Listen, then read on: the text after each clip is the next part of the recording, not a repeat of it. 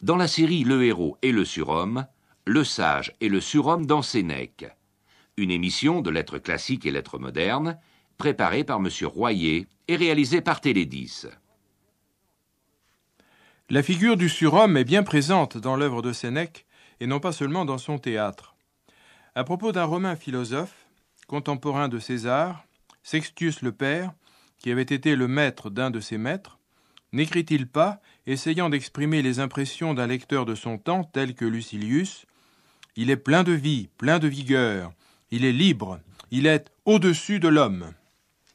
Ailleurs, c'est un grec de Mégare, Stilpon, qu'il fait parler au moment où sa patrie vient d'être vaincue, sa ville détruite, son patrimoine dérobé et ses filles emmenées par l'ennemi, sans espoir de retour.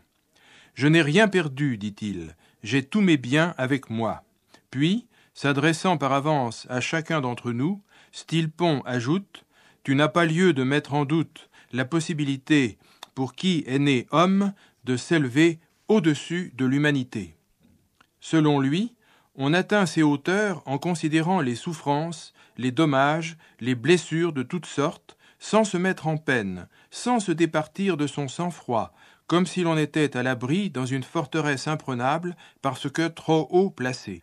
Il y a d'autres exemples chez Sénèque, d'hommes qui s'élèvent ou qui ont la prétention de s'élever au-dessus de leurs conditions d'hommes. Mais on ne peut se demander seulement à leur sujet s'ils sont des surhommes ou des héros. Un troisième terme s'impose. On ne peut étudier le héros et le surhomme chez Sénèque sans réserver une place, et la plus importante, à un tiers, qui n'est autre que le sage, tel que les stoïciens l'ont conçu. Il s'agira donc maintenant, en réalité, d'une réflexion sur le héros, le sage et le surhomme dans l'œuvre de Sénèque. Et la parole sera laissée le plus souvent possible aux philosophes ou aux poètes sous la forme de citations abondantes. On examinera successivement quelles relations s'établissent ou s'observent entre le héros, le sage ou le surhomme et le reste de l'humanité, puis dans un second temps, comment et à quel niveau ils entendent se situer par rapport à Dieu ou aux dieux, et enfin, selon quel processus on devient un héros, un sage ou un surhomme. Au sujet de la conduite adoptée à l'égard des autres hommes, et d'abord des plus proches, de sa propre famille, on peut comparer la sérénité glacée de Stilpon, le philosophe, et l'inquiétude active d'Hercule, le héros, dans des circonstances à peu près identiques. Le tyran qui a pris Mégare livre aux soldats les filles de Stilpon, qui n'a pas une larme, et déclare « Je garde en ma possession tout ce que j'ai eu jamais en ma possession. » Il ne comptait pas ses enfants au nombre des vrais biens, dont rien ni personne ne peut dessaisir. Il est un personnage réel, historique, arrangé auprès des surhommes qui se rencontrent dans les mythes et dans leurs adaptations pour la scène tragique. Or, dans une tragédie précisément, celle qu'une tradition ancienne intitule Hercule furieux, le tyran qui terrorise la ville de Thèbes menace l'épouse et les fils d'Hercule, obligés par Junon de descendre dans le royaume des morts pour y chercher le redoutable chien Cerbère. Dès son retour dans la cité qu'il a vu naître, et dès qu'il apprend les dangers courus par les siens, Hercule s'élance dans le palais et tue l'usurpateur. Il y a donc une solitude farouche du surhomme. Dans la seconde partie de la même pièce, après la crise de démence au cours de laquelle Hercule a cru vivre prématurément sa propre apothéose, pour assassiner ensuite de sa main l'épouse et les enfants qu'il avait sauvés, tout dialogue avec les survivants est impossible. Et il n'est peut-être pas abusif de voir une forme extrême de cet isolement inéluctable dans le sommeil qui s'empare du meurtrier malgré lui. Mais c'est dans Thyeste que Sénèque nous donne un exemple de surhomme irrémédiablement seul, en la personne d'Atrée. Le tyran ne dialogue qu'avec sa victime, pour mieux la tirer dans ses pièges, puis pour mieux la faire souffrir de sa défaite. Ou bien, il soliloque à voix haute, en présence d'un confident paralysé par la peur, qui cherche désespérément à satisfaire le maître par des interventions toujours brèves et de plus en plus évasives. Au contraire, les héros mentionnés par Sénèque sont profondément attachés à leurs ascendants, sinon à leurs descendants et à leurs concitoyens. Il évoque, par exemple, le second Décius qui, émule de la vaillance paternelle, s'est lancé au plus fort de la mêlée après avoir prononcé les formules qui faisaient partie de la tradition familiale. Sénèque évoque aussi volontiers Mucius Scaevola, celui qui a laissé brûler sa main droite parce qu'elle avait poignardé un autre que le roi ennemi lui-même, ou encore Régulus, ce chef romain captif qui est retourné auprès des Carthaginois tout en sachant qu'il lui ferait payer très cher le fait d'avoir conseillé aux sénateurs de ne pas accepter leurs conditions. On pourrait citer, appartenant à une époque plus récente, le fameux Agrippa qui, écrit Sénèque en substance, seul parmi ceux que les guerres civiles ont portés au premier plan, n'a été heureux que pour le bien de tous. Du même point de vue, ce qui distingue le sage d'un Stilpon et, à plus forte raison, d'un Atrée, c'est qu'il n'est pas insensible et qu'il accepte même de laisser la sensibilité se donner carrière au moins pendant un certain temps. Les émotions, et non pas seulement les réflexes, ont une origine naturelle. Certes, il vaut mieux ne pas tarder à s'en rendre maître, mais il en est aussi dont il est possible de tirer un parti positif. En tout cas, il n'est pas défendu au sage d'être attaché à sa famille, à ses amis, à sa patrie. D'autre part, celui qui veut atteindre la sagesse doit se convaincre qu'il sera utile aux autres hommes simplement par son exemple. Sénèque est d'ailleurs de ceux qui pensent que la vertu parfaite n'est pas un idéal absolument inaccessible, mais qu'elle a eu et qu'elle aura encore des représentants bien réels, tels que le grand Caton, qui s'est donné la mort à Utique, et qui pourrait bien surpasser le modèle imaginé par les théoriciens. Une des conditions du progrès moral est l'effort de garder en soi, toujours, le souvenir des sages accomplis, bienfaiteurs de l'humanité, sans action particulière, par leur vie et leur être même. De toute façon, il est conforme à la nature d'être utile aux autres, puisque l'observation de ce qui est montre que toutes les réalités sont étroitement liées entre elles, strictement interdépendantes, et que par conséquent, à ce principe de la physique stoïcienne correspond dans la vie morale et dans la vie sociale une exigence également naturelle de solidarité. C'est pourquoi le sage, selon les stoïciens, et Sénèque, se doit de ne pas rester à l'écart de la res publica et de participer à l'action politique. D'un côté, il lui faut se garder de suivre la foule dans ses erreurs et ne jamais céder à la séduction de tous les faux biens qu'elle idolâtre. Mais d'un autre côté, il convient de prendre en charge les égarés en travaillant de toutes ses forces au maintien de la concorde et de la paix. C'est seulement si la situation dans la cité est devenue par trop chaoteuse et chaotique que le sage fera retraite pour se consacrer à une vie purement contemplative, en apparence tout au moins. Sénèque a personnellement connu ce choix déchirant. Homme d'État auprès de Néron, aussi longtemps qu'il avait eu le sentiment de pouvoir orienter les décisions du prince dans le sens qui lui semblait favorable, quand il a eu la conviction douloureuse qu'il n'y avait plus rien à faire, c'est-à-dire en 62 après Jésus-Christ, il a demandé à son ancien disciple, et obtenu de lui, la permission de se retirer. Mais, ce faisant, il n'envisageait nullement de se séparer du reste des hommes, bien au contraire. « Notre patrie, à nous stoïciens, est le monde », a-t-il écrit. Si l'on est amené à ne plus s'occuper des affaires de la cité, on n'en devient que plus libre pour déployer son énergie dans un champ infiniment plus vaste, en s'adressant à l'humanité tout entière. On peut aider les autres, même par son silence. Le loisir permet d'étudier avec plus d'attention les questions fondamentales. D'ailleurs, les premiers stoïciens, de Zénon à Chrysippe, n'ont jamais exercé de fonctions officielles, et ils ont néanmoins rendu les plus grands services à tous les hommes, non seulement à leurs contemporains, mais aussi à ceux des siècles futurs. Ceux qui ont l'air de ne s'occuper de rien s'occupent de questions plus importantes, affirme Sénèque à Lucilius, et dans une autre lettre, « Mets-toi bien ceci en tête, que le sage n'est jamais plus actif que lorsque sont venues sous ses yeux les réalités divines et humaines. » Il va sans dire, mais il est peut-être bon de le préciser quand même, que Sénèque, quand il parle des sages, ne se considère pas du tout comme l'un d'eux. Il peut appliquer à lui-même ce qu'il dit à propos des sages sans qu'il y ait assimilation le moins du monde. Il insiste suffisamment, et sans que sa sincérité doive être mise en doute, sur le fait qu'il est encore en chemin et non déjà parvenu au terme. Il progresse de son mieux, un peu en avant, sans plus, par rapport à son correspondant, ami et disciple. Ainsi donc, en face du surhomme enfermé dans la citadelle où il s'isole, le héros et le sage aiment les grands espaces et se tournent résolument vers les autres hommes. Ce qui les distingue, c'est que le sage ne reconnaît pour guide que la raison.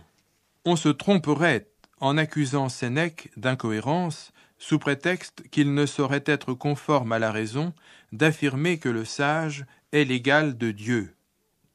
Or, cette affirmation revient à plusieurs reprises avec une insistance tout à fait remarquable, en particulier dans les lettres à Lucilius. Ce n'est pas une formule hyperbolique, un cliché de rhéteur, mais une pensée qui fait partie intégrante du système. Il suffirait pour s'en convaincre de comparer deux défis lancés à Jupiter, l'un rappelé par Sénèque dans un passage où il rapporte l'enseignement d'un philosophe qu'il avait écouté dans sa jeunesse, l'autre utilisé comme étant un des signes, parmi beaucoup d'autres, prouvant l'extrême confusion mentale de Caligula. Le philosophe Attale, recommandant la frugalité, disait à chacun de ses élèves « Il faut que tu n'éprouves le besoin de rien si tu veux défier Jupiter qui n'éprouve le besoin de rien. » Caligula, parce qu'un orage l'empêchait d'apprécier comme il aurait voulu un spectacle de pantomime, a provoqué au combat Jupiter lui-même, en hurlant ce fragment d'un vers de l'Iliade, adressé par un lutteur à son adversaire, « Soulève-moi, ou c'est moi qui te soulèverai !» Démence, conclut Sénèque, qui ajoute « Il a pensé ou bien que même Jupiter ne pouvait pas lui nuire, ou bien qu'il pouvait nuire même à Jupiter. » Émulation en vue du bien dans le premier cas, provocation inspirée par l'orgueil et la haine dans le second. Le contraste peut aider à saisir ce qui distingue, sur ce point, le sage et le surhomme tel qu'ils se présentent chez Sénèque. L'attitude du héros est toute différente. Un mot la résumerait assez bien, celui de piété, à condition que l'on s'en tienne au sens du terme latin correspondant, c'est-à-dire accomplissement scrupuleux des devoirs envers les dieux et envers les parents. Le personnage central de l'Énéide est évoqué 2 fois dans le traité des bienfaits, 2 fois à cause de l'empressement dont il a fait preuve pour sauver son père au moment de la chute de Troie. Dans la tragédie qui porte son nom, Hercule s'adresse d'abord à son père, avant de l'interroger sur le sort de son épouse et de ses enfants. Et quand il est revenu à lui, après ses fureurs et ses crimes, il ne renonce à se punir par le suicide que pour retenir son père à la vie. Par ailleurs, il est clair que la rigueur de Junon, l'obligeant en dernier lieu à visiter les demeures infernales, ne suscite en lui aucun mouvement de révolte. Son premier discours est une longue prière. Apollon, Jupiter, Neptune, tous les dieux d'en haut sont invoqués avec déférence. Le héros soumet sa force à la volonté divine. Le surhomme, au contraire, Atrée par exemple, prétend obliger les dieux à l'obéissance. Il a tué les fils de son frère Thyeste.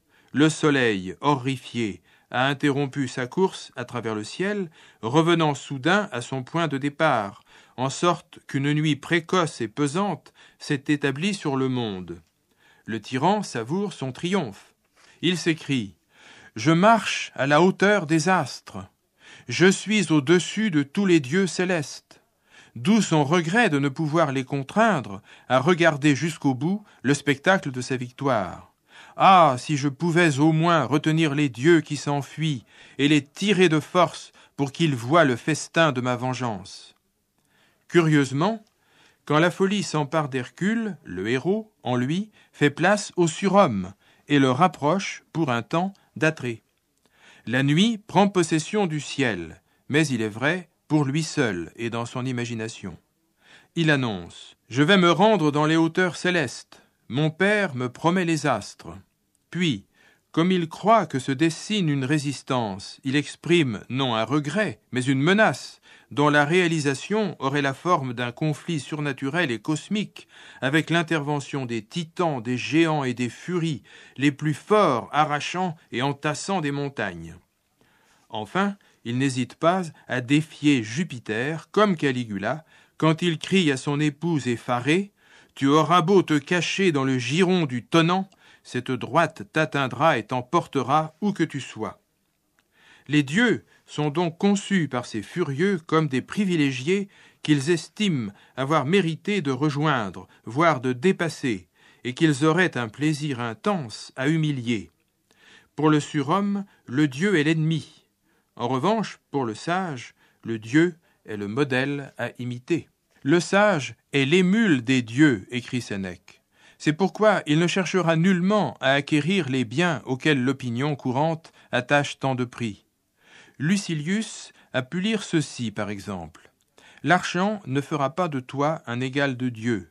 Dieu ne possède rien. La toge prétexte non plus. Dieu est nu. La renommée non plus. Dieu n'est connu de personne. » Le sage imitera donc Dieu en se désintéressant tout à fait des faux biens et, au contraire, en aspirant à disposer des vrais. Au premier rang desquels, on peut noter la joie, une joie inaltérable et sans fin parce qu'elle n'a pas son origine au dehors. En effet, la fortune ne dépossède pas de ce qu'elle n'a pas donné. Le sage a aussi en commun avec les dieux d'être de loisir. Sénèque se divertit à prolonger la formule célèbre du berger virgilien, rendant grâce au jeune Octave dans la première des Bucoliques. « Un dieu nous a fait ce loisir. » Sénèque ajoute « Et ce loisir fait de nous des dieux. » Le bonheur parfait dont jouissent les dieux et les sages a une condition déterminante, l'équilibre intérieur. Toutes les actions de la vertu sont en accord avec elles-mêmes. La comparaison avec la musique s'impose et Sénèque n'a pas manqué de la faire, parlant des voix aiguës et graves, des sons variés rendus par les cordes, qui se fondent en un ensemble complexe mais harmonieux.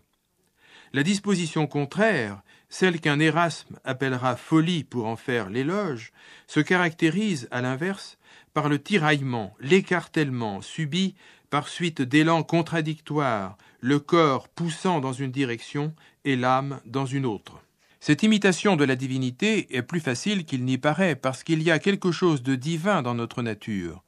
La raison n'est rien d'autre qu'une partie du souffle divin enfoui dans le corps de l'homme, dit Sénèque, précisant dans une autre lettre qu'il ne faut pas s'étonner qu'un homme s'approche des dieux, puisque Dieu vient près des hommes, ou plutôt dans les hommes, par le moyen de semences à faire germer et lever en bons cultivateurs. C'est la raison pour laquelle l'âme désire échapper aux injonctions du corps, se déployer, rejoindre son milieu naturel. Le résultat est exaltant. L'un des maîtres de Sénèque, déjà évoqué, le philosophe Attale, disait qu'il était roi, et son élève estimait qu'il était plus qu'un roi, celui qui pouvait censurer les rois. Un des anciens condisciples de Sénèque est devenu un vieillard un peu difforme, mais les qualités intellectuelles et spirituelles de cet ami stoïcien sont demeurées intactes. Le corps se pare de la beauté de l'âme, écrit Sénèque, et ce Claranus, puisque tel est son nom, lui paraît beau réellement.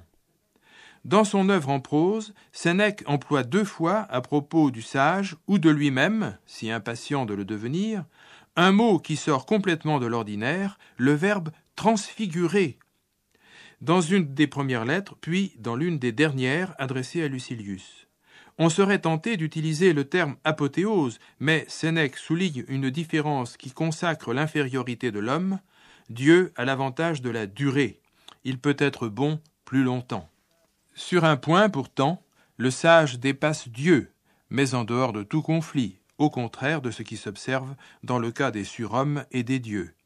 Écoutons encore Sénèque. Dieu ignore la crainte par l'effet heureux de sa nature propre, ainsi le sage, mais grâce à lui-même. Ce thème reparaît à plusieurs reprises. Fais-toi heureux toi-même. À celui qui est en route vers la sagesse est appliqué un nom qui désigne l'artisan ou l'artiste. Le sage est donc l'artisan de sa propre sagesse. Pour que la réussite soit assurée, la concentration et la continuité sont indispensables. Ne pas se déplacer sans relâche, ne pas faire alterner vie de loisir et vie de plaisir. Toute la question est de tirer le meilleur parti de cet élan naturel vers le bien qui est en nous et de savoir développer son effort jusqu'à ce que le but soit atteint, de telle façon que la flèche ne retombe pas trop tôt et sans qu'elle aille se perdre non plus au-delà de la cible. Cette fois, c'est l'image de l'archer qui entre en jeu. L'idée générale est celle d'un mouvement vers, d'un trajet, d'un processus. La réalisation en est différente selon qu'il s'agit du héros, du sage ou du surhomme. Le héros, pour sa part, entre en action sans préliminaire. Cette constatation n'est peut-être pas sans rapport avec le fait bien connu que le jeune Romain, au sortir de l'enfance, échangeait la toge prétexte contre la toge virile. En un instant, il était devenu un vir, c'est-à-dire un homme, mais on ne doit pas oublier que vir peut désigner aussi le héros. Sénèque a rappelé ce rite. Il ne serait pas tout à fait exact de dire que l'intéressé n'avait pas été préparé, notamment par l'exemple paternel, à son nouveau statut et aux responsabilités qui en découlent. Il n'y en a pas moins un moment de brusque passage. Or, on devra relever que la tragédie offre plusieurs figures héroïques qui sont encore des enfants.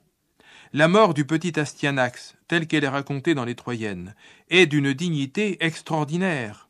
La fermeté du jeune Tantale, fils aîné de Thyeste et première victime d'Atrée, son oncle, est admirable.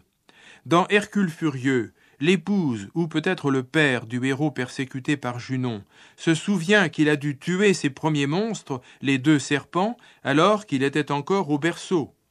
Décidément, l'expérience, le temps ne sont pas nécessaires aux âmes bien nées, et le poète Rilke, dans une de ses élégies, célèbre le grand Samson de la Bible, dont la nature héroïque avait été manifeste dès avant sa naissance. D'autre part, la colère entre souvent dans les mobiles du héros, même s'il ne s'appelle pas Achille, et Sénèque a bien noté que cette passion ne souffre aucun délai. En commençant, elle est tout entière.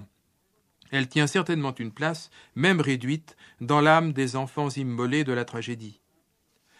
S'il y a soudaineté dans la formation du sage, c'est au moment de la conversion et de la résolution prise une fois pour toutes de s'engager dans la bonne voie. Cette volte-face succède à une période d'attente, d'observation, d'interrogation. Un beau jour, on comprend que l'on sait désormais où se trouve le vrai bien et l'on se met en route. On est alors passé dans une seconde phase. On n'est pas encore un sage, le sera-t-on jamais, on est un progressant. Cette phase comporte elle-même des étapes et par exemple, dans le cas de Lucilius, un temps fort est celui où il décide de faire retraite. Il vaudrait mieux se hâter, étant donné l'importance de l'enjeu, mais il ne faut pas non plus se précipiter en téméraire. Il convient par ailleurs de se tenir à l'écart de tout excès, ne pas heurter de front les puissants ni le peuple, ne pas faire étalage d'une austérité de mauvaise aloi, ne pas négliger l'entretien du corps. Chaque petit pas en avant soulève une joie intense. Ce que la nature fait espérer est fini. On doit se persuader que le chemin s'interrompt. Quel complément peut s'ajouter à ce qui est parfait? Aucun, sinon ce à quoi un complément s'est ajouté n'était pas parfait.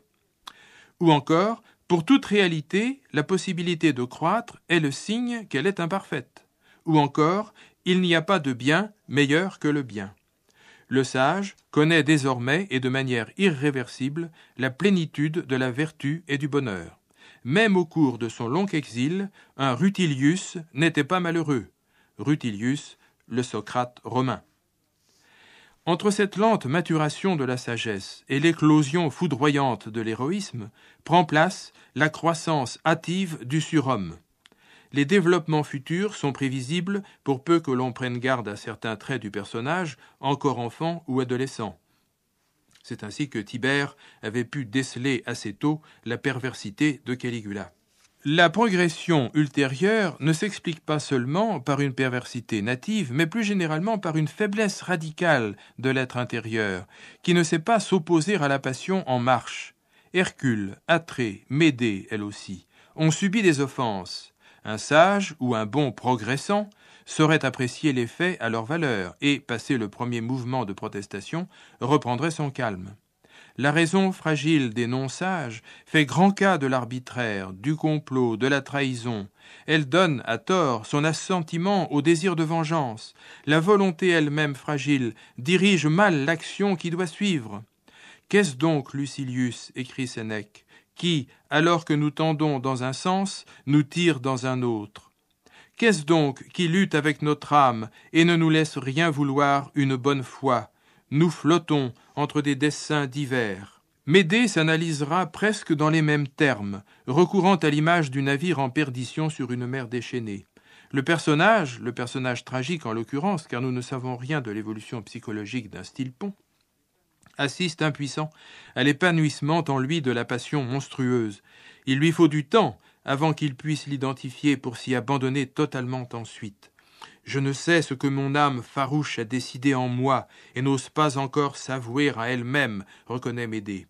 Je ne sais quoi de plus grand et de plus vaste et qui dépasse les limites de l'humain gonfle dans mon âme. Je ne sais ce que c'est, mais c'est quelque chose de considérable, dit en écho le terrible Atrée. Ainsi, les lumières de la raison ne sont d'aucun secours, mais la volonté défaillante est incapable d'atteindre exactement la cible. L'action pourrait cesser avant que tout soit accompli, mais le plus souvent, la poussée est trop forte et elle dépasse l'objectif, étant insatiable par essence.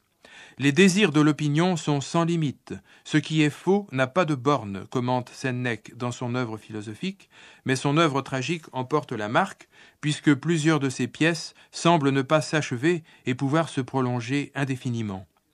Tieste, notamment, se termine, si l'on peut dire, par un échange de menaces qui appellent une suite. Il en va de même à la fin des Troyennes ou d'Agamemnon. Cette particularité, dans la construction dramatique, traduit sans doute, sous une forme vigoureuse, la conception sénéchienne du surhomme toujours insatisfait. Étant donné le point de vue auquel on s'est placé en dernier lieu, la distinction est claire entre le héros, le sage et le surhomme chez Sénèque. Le premier agit sans délai, dans un emportement brusque, le second progresse lentement, par étapes, mais sans jamais s'écarter du chemin et en sachant exactement où il va, et pour s'arrêter définitivement au point précis qu'il avait décidé d'atteindre. Le troisième et dernier n'arrive pas à ses fins, lui non plus, dans le temps d'un éclair. Pour que son projet ambitieux s'élabore, il faut une certaine durée. Il s'égare, retrouve la piste, s'arrête, se remet en marche. La victoire une fois acquise, car il s'agissait bien pour lui de surpasser un adversaire, il éprouve en même temps la joie du triomphe et la souffrance un peu vague de l'insatisfaction. Ainsi, entend-on Médée exprimer le regret atroce de n'avoir que 2 fils à tuer.